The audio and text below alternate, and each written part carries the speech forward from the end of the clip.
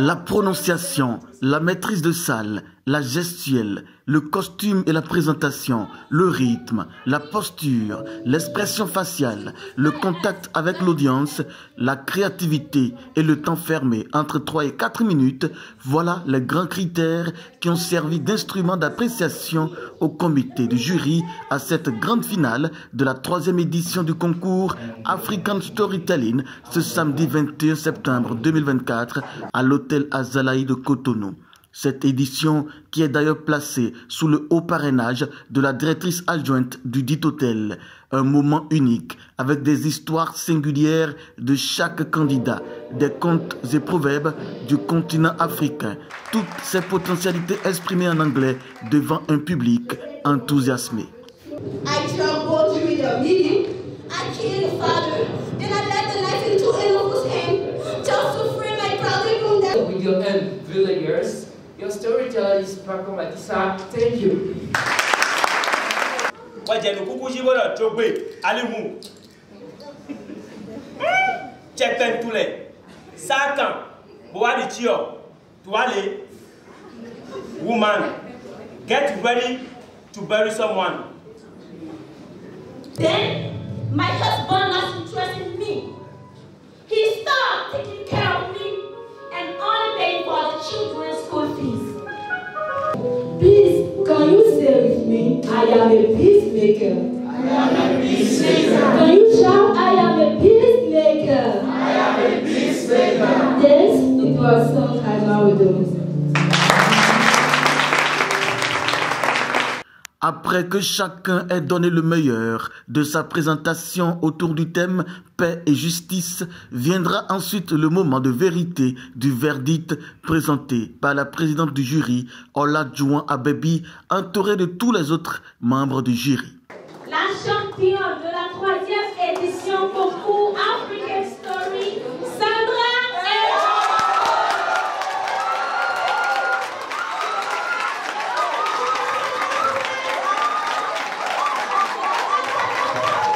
Les anciens candidats, comme vainqueurs des autres éditions, les parents et amis, personne n'a voulu se faire compter en différé ce condensé de belles histoires. Tout le monde, sans exception, se dit satisfait de cette grande fête intellectuelle et des résultats sortis de la compilation des points engrangés par chaque candidat. Vraiment, je rends grâce à Dieu d'abord pour le privilège, pour la grâce qu'il m'a donnée d'être lauréate de cette année. Et j'aimerais dire que ça n'a pas été facile. Je ne vais pas dire que ça n'a pas été facile, je ne vais pas dire que ça a été facile aussi.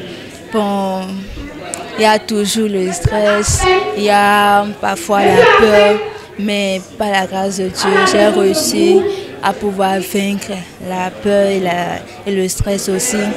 Et par la grâce de Dieu, je suis lauréate de ce concours cette année. C'est pas l'habillement, c'est pas la beauté de la personne, mais comment la personne a pu toucher le public par son histoire. C'est ce qui compte le plus. C'est vrai que je me sens un peu découragée après tout ce que j'ai fourni, mais je me sens aussi encouragée parce que au moins j'ai eu quelque chose de plus. J'ai participé au concours African Storytelling parce que c'est pas donné à n'importe qui de participer à ces champs de concours. La place méritée est donnée à quelqu'un qui le mérite plus, mais je sais que j'ai quelque chose de plus sur mon CV, comme l'a dit la marraine.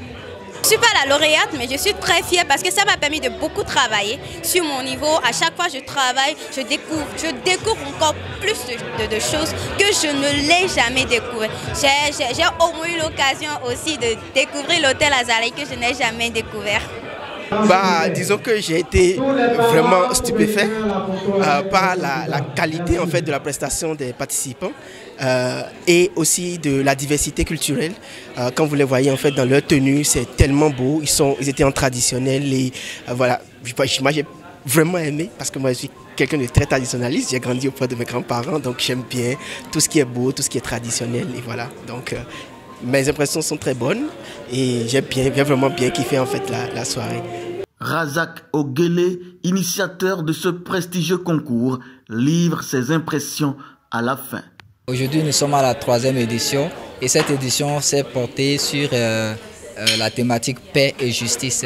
Et on a été très satisfait de voir les candidats nous présenter des talents, nous présenter des prestations vraiment qu'on pourrait qualifier de sublimes. Donc, j'étais vraiment surpris aussi de voir que toute la salle était remplie. Je ne m'attendais vraiment pas à cela. Et donc, du coup, c'était une très joie.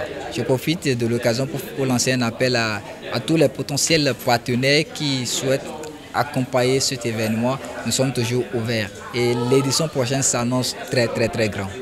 Le concours African Storytelling donne ainsi l'opportunité pour les jeunes de développer, entre autres, leurs compétences linguistiques en anglais, leur capacité à raconter des histoires inspirantes ou encore leur capacité à prendre la parole en public. La cérémonie de remise d'attestation de participation et des différents lots aux candidats, ensuite le discours de clôture de la directrice adjointe du dit hôtel a permis de baisser le rideau en beauté sur cet événement. Moi, il y a longtemps, très longtemps, j'ai entendu des histoires comme ça. Et tout a été lié à la paix et à la justice.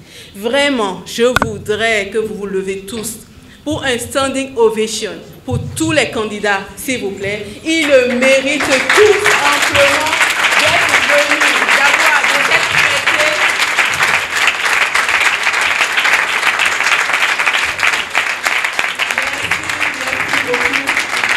Je suis émue à cette 3e édition parce qu'aujourd'hui, vous nous avez vus ici comme si c'était normal. Un projet qu'il a conçu.